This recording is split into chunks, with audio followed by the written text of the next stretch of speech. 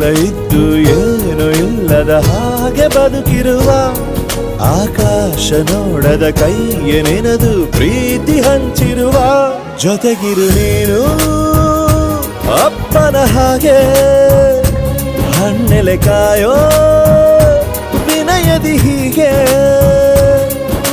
ನಿನ್ನನು ಪಡೆದ ನಾವು ಪುನೀತ ಬಾಳು ನಗು ನಗುತ್ತಾ ಬೊಂಬೆ ಹೇಳುತ್ತೈತೆ ಮತ್ತೆ ಹೇಳುತ್ತೈತೆ ನೀನೇ ರಾಜಕುಮಾರ.